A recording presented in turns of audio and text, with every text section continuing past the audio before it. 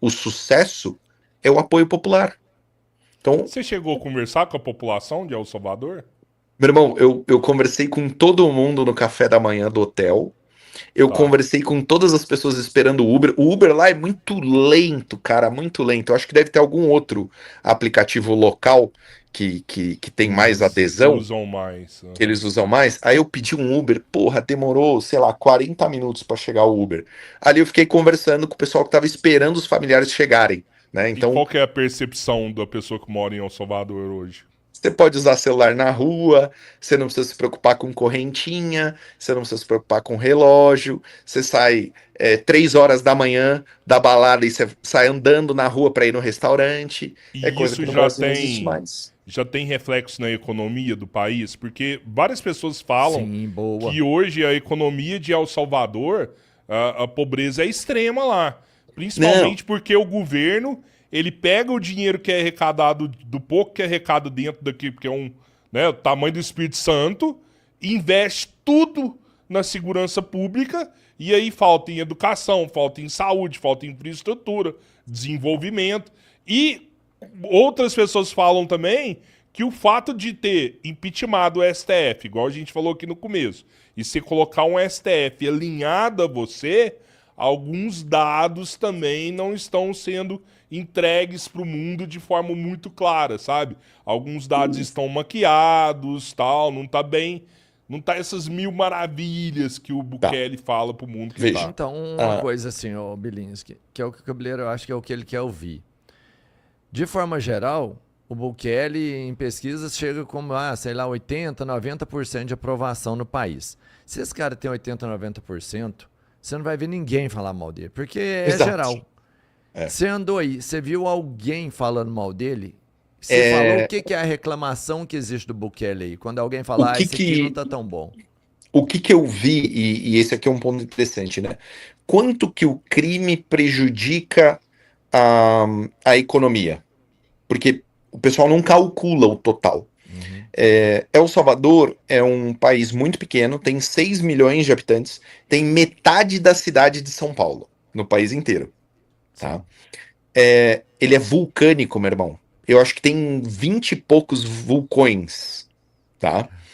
É, é extremamente úmido, é dolarizado, é um país que tem vocação para o turismo. Então, o que é um país que tem vocação para o turismo? Pensa no nosso Nordeste. O Nordeste tem vocação para o turismo. Belas Sim. praias, clima favorável, Ó, a sol e tudo Bahia mais. era o Bahia chegou um ano, uma época que o mundo queria ver a Bahia. Hoje o mundo tem medo da Isso. Bahia. Então, imagina você ter um país com vocação turística que é a capital do homicídio do mundo. Vai dar certo? Não. Não tem como dar certo. Então, eu não atribuo a pobreza de El Salvador somente à questão colonial, à questão de agricultura. Eu atribuo a pobreza de El Salvador como um reflexo de uma vocação do país que não pode ser desenvolvida. Então, a partir do momento que. E aí faz sentido investir em segurança. A partir do momento que o Bukele pode falar para o americano que é mais seguro visitar El Salvador do que visitar o Canadá, aí o dinheiro começa a entrar. Entendeu? Eu acho que Sim. é esse o ponto. Então não tinha como ele não fazer um grande investimento em segurança pública. Uhum. Não, e o investimento que ele faz é um investimento muito inteligente, por quê? Porque ele mobilizou não só a força policial, mas também o exército. Né? Então, por exemplo, no Secote, o Secote tem, num turno, né, de 5 dias, tem 800 policiais, 400 em cada turno, e 600 militares fazendo o entorno. Então você mantém, né, uma divisão de responsabilidade e de custo muito grande. Por que o exército lá é utilizado na segurança pública? Porque as organizações criminosas eram uma ameaça à soberania do país, não tinha mais controle de território. Se você morava num território de uma organização criminosa e fosse ao território da outra, você era morto. tá? Se você fosse visitar seu pai que mora em outro bairro, que é dominado por outra organização, você é morto, porque você não é daquele bairro. E como que eles integraram as forças armadas no trabalho de polícia? Eles colocaram para cada um policial 4 militares. Então eles trabalhavam em conjunto, né? E aí supera aquele problema que no Brasil o Lula fica dizendo: ah, o exército não é feito para fazer patrulhamento. Tudo bem, então bota para rodar com polícia. Bota para rodar junto com a polícia militar, que daí ele aprende rapidinho como é que funciona o patrulhamento. E Entendeu? você acha que isso daria certo no Brasil?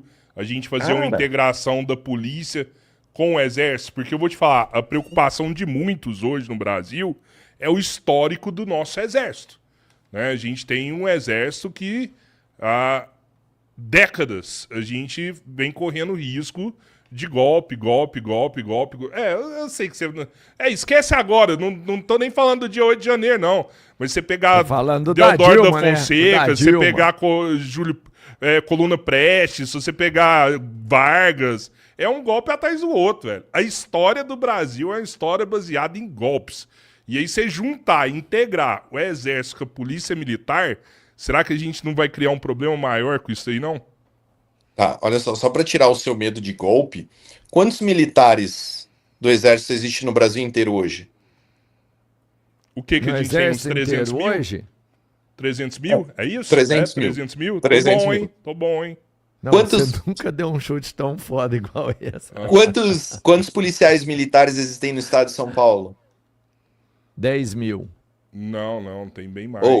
Tá louco. Tá louco. Não sei, quantos tem? Não vou Chuta. chutar isso, não. 200 mil policiais? 100 mil policiais militares, 30 mil policiais civis, 40 mil policiais penais. Sim. O efetivo Então- da polícia é muito maior que o efetivo do exército. Exato. Então, assim, você achar que o exército, com seus 300 mil homens, que não tem dinheiro pro almoço na sexta-feira, que não tem armamento, que não tem munição, vai dar um golpe militar se ele ajudar na segurança pública, é um salto, assim, imaginativo muito longo. Tá? Na verdade, a gente tá duplicando, bem dizer, o efetivo do exército, né? Se junta a polícia de São Paulo, a polícia do Rio de Janeiro, a polícia de Minas Gerais e fala: ó, agora vocês e o exército estão trabalhando tudo junto. A gente tá fortalecendo uma estrutura que, pô, é isso, Bilinho. Você sabe, é só olhar pra Não, eu história, entendi, eu velho. entendi seu medo, É eu só entendi olhar seu pra medo. história, Beleza, velho. entendi seu medo. Mas vamos lá, vamos ao que interessa, tá? No Rio de Janeiro, a gente tem de 50 a 60 mil criminosos faccionados, tá? Uhum. Só que você tem 50 mil policiais. Não tem como dar conta, entendeu? Você sabe por que não dá pra fazer ocupação de favela no Rio de Janeiro? Porque não tem polícia. Se você quisesse hoje, viesse uma ordem do governador Cláudio Castro para ocupar todas as favelas do Rio de Janeiro, ia faltar policial. Ia dar 4 policiais por favela, por turno. Entendeu? Isso é Não muito ocupa. louco também, né? Tipo assim, não tem polícia pra ocupar a favela, mas tem milícia. Aí a milícia ocupa a favela, né? Ou seja, a polícia não ocupa, mas a milícia ocupa. Não, mas o que você entende como milícia?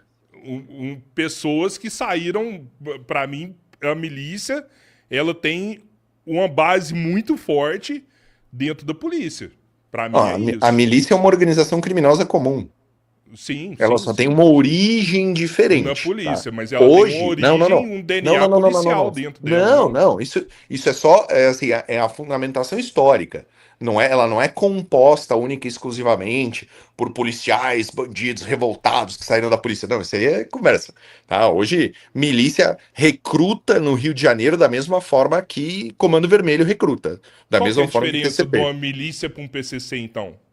Não, né, Do- no a milícia Brasil, Comando Vermelho, no qual que é a Brasil, diferença? a gente só tem um tipo de organização criminosa. É um tipo, que é diferente do tipo de El Salvador. Então, existem 2 grandes classificações de organizações criminosas no mundo. O tipo mafioso e o tipo empresarial. O que é o tipo mafioso? Então, quais são as máfias conhecidas?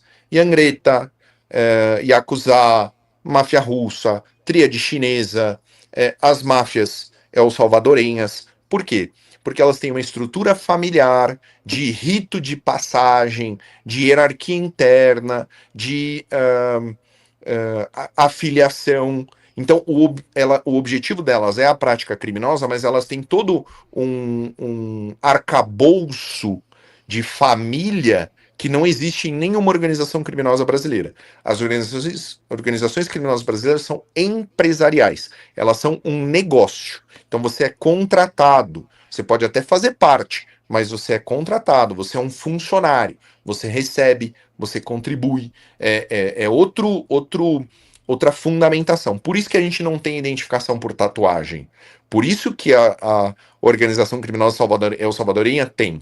Porque eles têm a necessidade de demonstrar o pertencimento a uma determinada família. Um dever de lealdade, né? Que é característico das máfias. Então, no Rio de Janeiro, não tem como você resolver o problema da segurança pública das organizações criminosas sem empregar forças armadas. Porque você tem um volume de policial insuficiente. Então você tem que empregar forças armadas em conjunto para que você possa fazer essa neutralização das organizações criminosas que já ocupam os territórios. Em El Salvador, na sua conversa com o ministro, assim, você chegou a conversar o que ele faz com essa população carcerária, assim, como se ele prepara ela como, sei lá, sai de lá com a mão de obra qualificada. Eu acho que é uma preocupação que a gente devia ter, você não acha? Ninguém vai sair de lá, meu irmão. Vai sair com 100 anos, cabeleira. Ninguém vai sair de Ninguém lá? vai sair de lá. Entrou prisão perpétua lá. Não, ninguém vai sair de lá. Esses caras... Você acha que um cara que foi condenado a 1.470 anos de prisão por ter matado mais de 50 pessoas, esse cara tem ressocialização? Não, nesse caso, esse cara não vai sair de lá porque não vai conseguir cumprir a pena dele ali, né? São anos de pena. O criminoso comum tem trabalho, ressocialização, visita, colchão, travesseiro, exercício físico, banho de sol. O resto não, né, meu irmão? Lá em El Salvador, então, você até pode ser um bandidinho. Você não pode ser de uma facção criminosa. Esse é o ponto, né? Ó, Qual que é o risco verdadeiro para a sociedade? O risco verdadeiro é a organização. Você tem um desvio moral, uma conduta discutível. De oportunidade. Você vai se ferrar também. Né? Porque eu imagino que quando você chega num nível desse, até o bandidinho de rua não alisa tanto, né? Ah, nossa, tadinho, só roubou um celular só, tadinho. Só um por semana que ele rouba, ele só rouba um por semana. Esse cara também se ferra aí. Mas ele não cai nessa penitenciária sem colchão, sem nada. Esse aí vai preso. É porque vamos ser sensatos aqui, Robertinho. Tem um dado bem importante, meu irmão. Você sabe quantos suicídios eles tiveram dentro do Secote? Zero. Não tem jeito que a hora de suicidar. Ele vai bater a cabeça na grade? Não. Veja, nem briga, nem lesão, nem ataque contra policial, nem tentativa de fuga. Zero. Os caras tá 1.200 calorias ali e não quer gastar energia não, velho. Então. Planejamento é tudo, hein? Mas assim, eu tenho uma preocupação que é a seguinte, cara. Querendo ou não, você não pode falar que o turismo vai sustentar aquele país. Porque não vai. Turismo é muito pouco. A receita é muito pequena. Rapaz, quantos turistas que vai viajar para lá por ano? Não banca. Não banca a estrutura. Robertinho, deixa eu te falar. É igual você pegar o Espírito Santo, falar que o Espírito Santo vai ser sustentado com turismo. Entendeu? Não vai. Você precisa fazer. Você acha que não tem nenhum país no mundo que vive de turismo? Tem vários. Não tô falando que vai ser a Suíça. Robertinho, você tem que desenvolver. Você tem um plano, você tem que desenvolver. Não tem? Não é esse o projeto de um país? Isso, então eu tenho que procurar, eu tenho que preparar a minha população. Eu tenho que preparar a minha população para construção civil, para fazer infraestrutura.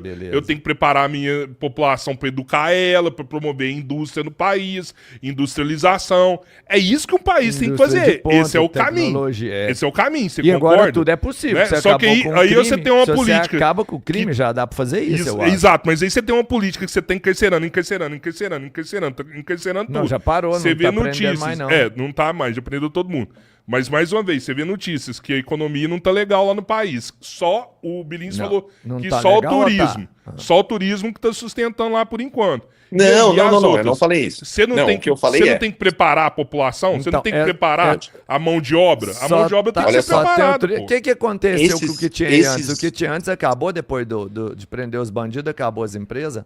As empresas também eram Não, é deles? justamente o contrário. Olha só, Não, mas de quem pessoal, que eram as o empresas? Era crime. deles, né? Não, o crime, olha só, o crime, ele é o maior custo que o Brasil tem hoje. É Eu o maior acredito. custo. O crime, ele afeta o trabalhador, ele afeta o risco de investimento, ele afeta o custo de investimento. Do ponto de vista de investimento internacional, nenhuma empresa vai querer trabalhar num país inseguro. Nenhuma. Porque ele não consegue garantir nem que o funcionário dele tenha desempenho. Então, El Salvador, a partir do problema que resolve o problema da segurança pública, ele abre o país para todo tipo de negócio que qualquer empresa vai desejar. Aqui no Brasil, a gente tem diversos exemplos de empresas que não se instalam no Brasil por uma questão de segurança. Não só segurança pública, mas em segurança jurídica também, em segurança tributária, né? Eu acredito que esses 20 mil criminosos ultraviolentos que estão presos no Cecote não vão fazer falta na infraestrutura de trabalho de El Salvador. Eu vou te dar um dado agora extremamente importante. Qual é a porcentagem da população brasileira que hoje vive de auxílio do governo? Qual? Geral ou em região? 50%. Geral.